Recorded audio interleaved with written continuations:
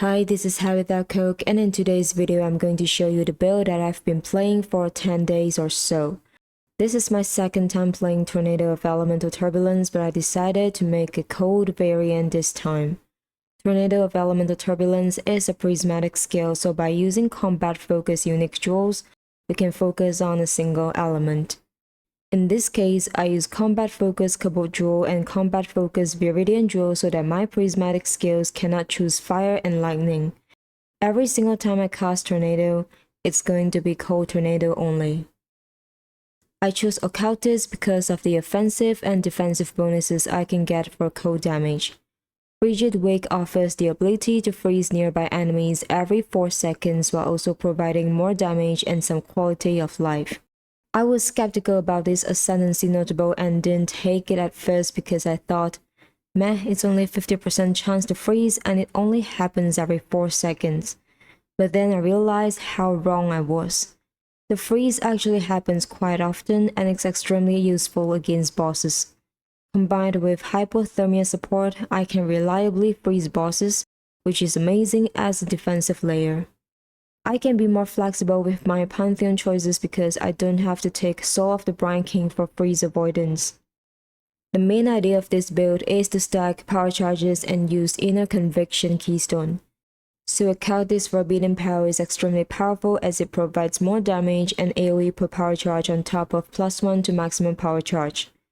Unholy Authority makes it easy to reach 3 curse limits. Occultist is, in my opinion, the best Ascendancy for this build. I went low life because Occultist is great for ES builds. It's also easier to achieve high damage because I can reserve more than 90% of my life pool and stack multiple offensive auras. Standard low life builds aren't very popular right now because it's hard to get spell suppression on gears. As a result, this build is rather squishy.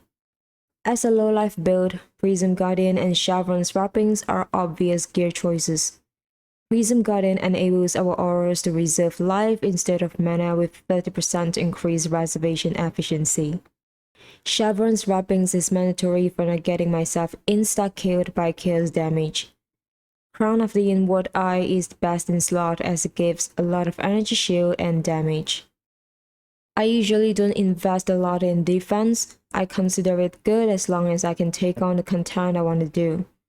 Apart from freeze, this build has around 40% attack block and 60% spell block with Rumi's concoction up. Still, the main form of defense is first, not to get hit, and second, get high damage to kill things fast. Offense is the best defense. Degen can be dangerous because I don't have ES regen and it stops my ES from being recharged.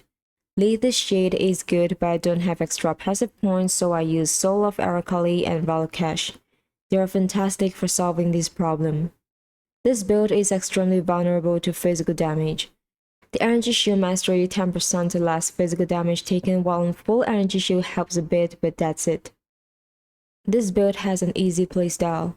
All you need to do is to cast tornadoes once every few seconds and they will chase down the enemies for a duration.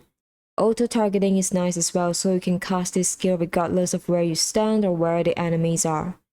We generate power charges using power charge on critical support, so we have maximum power charges most of the time, which greatly improve our critical strike chance.